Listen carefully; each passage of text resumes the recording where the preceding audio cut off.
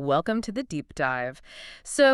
Imagine for a second that you just stepped out of a really hot shower. Oh, the best feeling. Right. The bathroom is totally filled with steam, and you are just completely enveloped in this, like, lavender and chamomile body wash scent. Sounds pretty relaxing, honestly. It does. And then the clothes waiting for you on the rack, they smell like, a meadow breeze from your fabric softener. Yeah, that classic fresh laundry smell. Exactly, because for your entire life, you've been conditioned to associate those specific floral soapy scents with being clean, with being healthy, and like taking good care of your body. Well, yeah, I mean, the entire modern hygiene and cosmetic industry is basically built on cementing that exact sensory experience in our minds. Right. Cleanliness, in the modern world anyway, just naturally comes with an artificial fragrance attached to it. It really does. Mm. But today, we are sort of flipping that entire concept upside down. We are definitely flipping it. Yeah.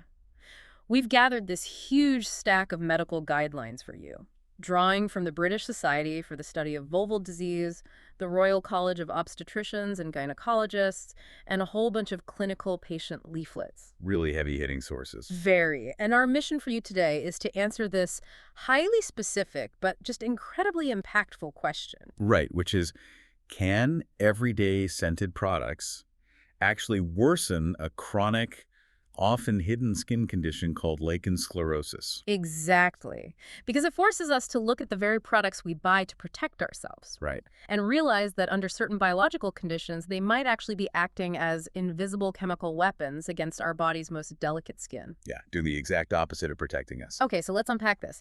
What exactly is lichen sclerosus? Because if we're going to understand how, like, a simple bubble bath becomes a threat, we need to understand the battleground first. That's a good way to put it. So lichen sclerosus, which is often just called LS, is a chronic inflammatory skin condition. And it primarily affects the genitals, right? Right, mostly in postmenopausal women, but clinicians do see it in men and even young children as well. Okay, and what does it actually look or feel like?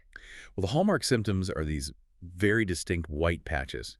The skin becomes crinkly or in some cases severely thickened, and there's this intense, just maddening itch. An itch that I read can completely disrupt a person's ability to sleep. Oh, absolutely. The itching is usually the loud alarm bell that finally drives someone to the doctor. Got it.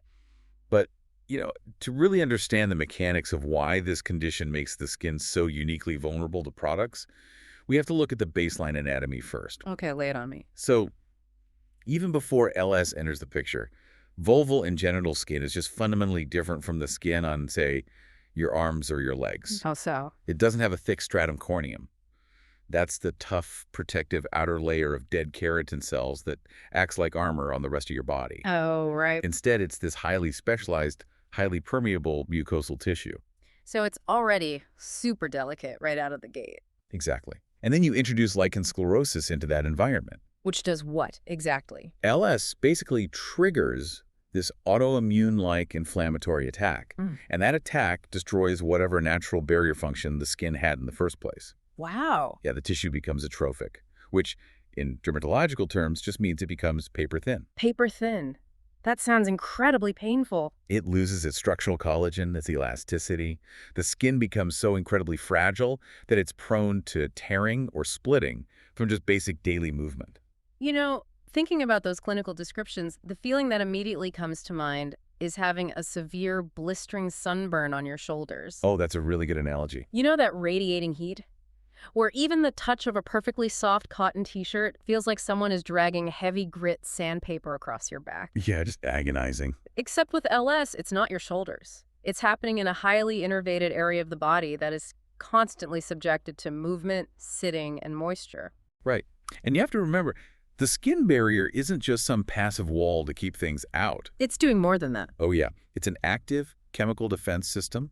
It relies on a very specific, slightly acidic pH and this complex layer of natural lipids, basically oils, to maintain its structural integrity and keep microbes in check. Okay, so when LS compromises that barrier, Those natural lipids are completely depleted. The skin is stripped bare. which leads me to my next question.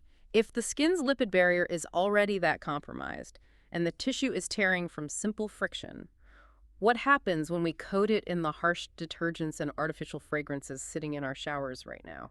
Well, that is exactly when a difficult condition spirals into a severe medical crisis. Just from normal shower products. Yes, when we introduce ordinary products like foaming shower gels, scented deodorants, feminine hygiene wipes, we're basically launching a chemical assault on tissue that has zero defenses left. Okay, let's talk about the actual mechanics of that assault. Because products that lather and bubble, I mean, they're fundamentally designed to remove oil, right? Exactly. At a molecular level, soaps and shower gels contain these things called surfactants. Surfactants. Yeah, they're molecules with two distinct ends. One is a hydrophilic head that loves water, and the other is a lipophilic tail that loves oil. Okay, tracking with you. So when you lather up, those lipophilic tails actively seek out and bind to the oils on your skin.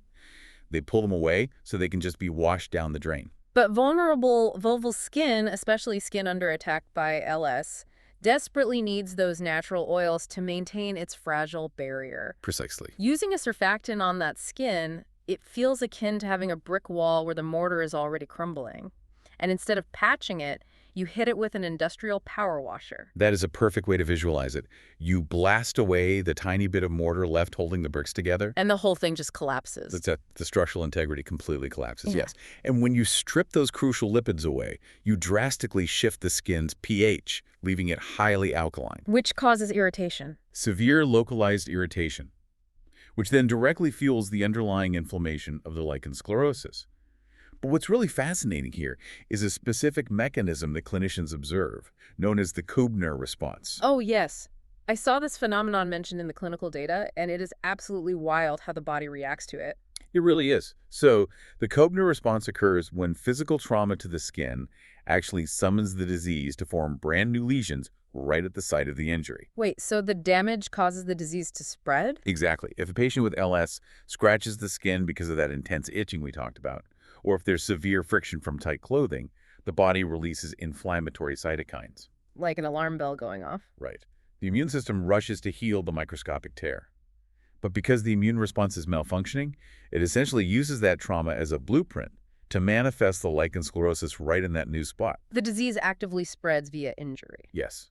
And the critical link here is that chemical trauma from, say, a scented shower gel acts on the skin cells the exact same way physical trauma does. So a harsh scented wash doesn't just cause a temporary sting. Not at all. The chemical stripping induces a cellular trauma response.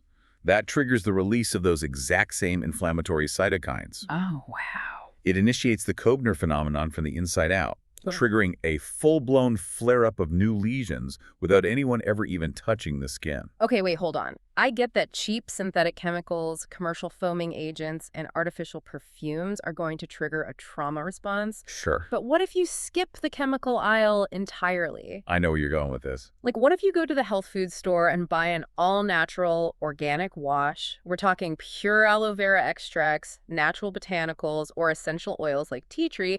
Surely an organic plant extract doesn't trigger that kind of damage. That assumption is so incredibly common, and honestly, it traps a lot of patients in a terrible cycle of pain. Really? Even the natural stuff? Yes. In the realm of dermatology, natural absolutely does not mean non-irritating. Many natural botanicals are highly complex, volatile compounds. In fact, the clinicians actually single out some of these natural remedies as major culprits. They do. Herbal creams, organic nappy balms, and natural over-the-counter thrush treatments are explicitly flagged in the guidelines as high-risk potential allergens. Wow. What about tea tree oil? People use that for everything. Take tea tree oil as a prime example. It was a known contact allergen. The molecules in tea tree oil are highly volatile. So what happens when you put it on LS skin? When you apply a volatile essential oil to paper-thin, atrophic tissue, it doesn't soothe the skin. It penetrates straight through the broken barrier and alarms the local immune cells. So people think they're helping, but they're hurting. Exactly. Using these natural treatments often prolongs the condition because the patient thinks they are applying a cure, when in reality, they're just applying a daily chemical irritant. Okay, here's where it gets really interesting to me. And honestly, the numbers on this blew my mind. Let's hear it. I always assumed actual skin allergies to soap were relatively rare. But looking at the clinical patch testing data for women referred to specialists for chronic vulval itching. The statistics are staggering. Yeah.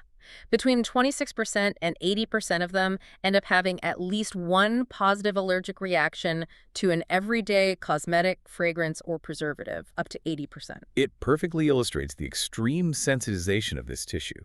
See, when you have a healthy, intact stratum corneum, large fragrance molecules and cosmetic preservatives generally just bounce off or they sit harmlessly on the Right, surface. the armor works. But when lichen sclerosus destroys that barrier, those exact same molecules penetrate deeply into the dermis.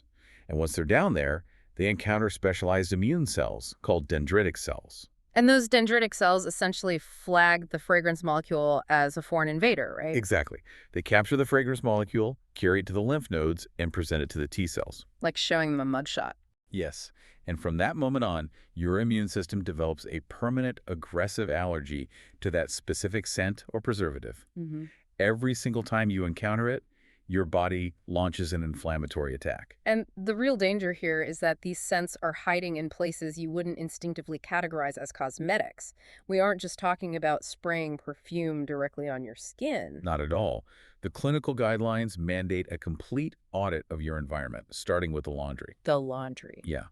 Biological washing powders contain active enzymes, proteases and lipases, that are literally designed to break down and digest proteins and fats in stains. And I'm guessing they don't always wash completely out. Right. Those enzymes don't always rinse out completely. When they sit in the fabric of your underwear, they continue their chemical action right against the skin. Which is terrifying for skin that's already breaking down. Yeah. And fabric softeners do the exact same thing, but by coating the fabric in cationic surfactants and synthetic fragrances. Exactly. You are pressing those allergens directly against the most vulnerable tissue on your body for 16 hours a day. Oh, and clinicians even warn against using colored toilet paper. Yes, the textile dyes. Yeah, the dyes used to make paper pink or peach are complex chemicals that act as known contact allergens. It really requires looking at mundane, everyday routines through a completely different lens. Like the simple act of washing your hair. This warning stuck with me more than anything else in the medical literature. The shampoo runoff. Yes, you could be doing everything right, protecting the affected area, avoiding harsh soaps, but then you wash your hair with a lovely, foaming, scented shampoo. And gravity does the rest. Exactly. As you stand under the shower head to rinse it out, all of that soapy, heavily fragranced water cascades down your body and washes directly over your genitals. And that runoff water is totally saturated with stripping surfactants and volatile fragrance molecules. So even just a passing splash is dangerous. For a patient managing severe lichen sclerosus, that passing exposure is more than enough to trigger a massive cellular trauma response and a subsequent flare-up. So what's the solution? The medical directive is often to wash your hair entirely separately. Like over a sink? Yeah, you lean over a sink or the edge of the bath, ensuring that gravity pulls the shampoo water away from your body, preventing even a single drop from touching the affected area. That is wild. Okay, so what does this all mean for daily hygiene? If we have to strip away all the soaps, all the natural botanical washes, the shower gels, and the intimate wipes, how on earth do you actually stay clean? I mean, the skin still produces sweat and encounters bacteria. Right, and this is where we introduce the unsung heroes of dermatological care, emollients. Emollients. These are the medical-grade moisturizers, right? Yes, things like cetrabin, hydromol, or even just plain, unfragranced petroleum jelly-like Vaseline. And the medical guidance recommends replacing soap entirely with these bland emollients. Completely. We talked earlier about how surfactants clean by binding to oil and ripping it away. Emollients clean using a completely different chemical principle, solvent extraction. Which is basically the idea that, like, dissolves, right. Like- And you do this without needing a single bubble or lather. Because bubbles signify stripping. Emollients are made of nonpolar lipid molecules.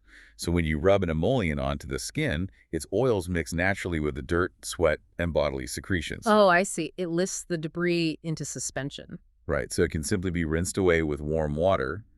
You achieve perfectly clean skin without stripping away a single layer of the skin's own protective lipids.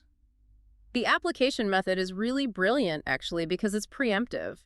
The clinical advice is to apply a generous layer of the emollient before you even step into the shower or bath. Right, you're creating an artificial, waterproof lipid barrier. To protect against the hot water. Yes, because hot water itself can be drying, and it guards against any stray shampoo runoff that might happen.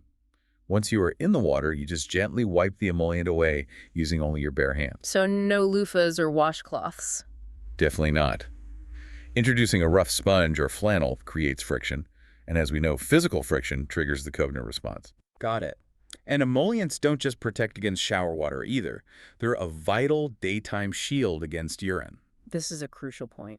Because urine contains urea, which breaks down into ammonia. And ammonia radically alters the local pH and aggressively degrades proteins. Which is terrible for healthy skin, let alone LS skin. Right. For someone with LS, even just the normal microscopic exposure to urine throughout the day chemically burns the atrophic tissue. A layer of ointment-based emollient provides a literal physical wall, preventing the ammonia from ever touching the damaged cells. So we have the hygiene revolution covered, but, avoiding irritants and using emollients only creates a safe environment. It doesn't actually halt the underlying disease. Which brings us to the actual medical treatment. To stop the autoimmune-like destruction, the guidelines point to ultra-potent topical steroids, like clobetasol propionate. Yes, and this is a major psychological hurdle for patients. I mean, the moment a doctor prescribes a highly potent steroid cream for the skin, what is the universal fear? That it's going to thin the skin. You hear it constantly in skincare. Advice, long-term steroid use causes skin atrophy. Right. So if a patient with LS looks down and sees their skin is already paper thin and tearing, putting a steroid on it sounds inherently dangerous. It sounds like pouring acid on a dissolving surface. The hesitation is completely logical, but the biology here requires a major paradigm shift. How so? In healthy skin, yes, an ultra-potent steroid suppresses cellular turnover and can cause thinning. But lichen sclerosus is an active, aggressive inflammatory disease. White blood cells are actively attacking the tissue, and that is what's causing the atrophy. So the steroid doesn't thin the skin, it turns off the attack. Exactly. The steroid molecules bind to glucocorticoid receptors in the skin cells, immediately signaling the immune system to halt the production of inflammatory proteins. Stopping the damage at the source. Right. Once the chemical attack stops, the skin's fibroblasts, the cells responsible for building structure, are finally allowed to do their job. They start regenerating collagen. Wow, so it works in reverse. Over time, the ultra-potent steroid actually allows the tissue to rebuild, directly reversing the thinning caused by the disease. The greatest danger in managing LS is actually steroid phobia, where patients undertreat the condition out of fear of the very medication that will restore their tissue.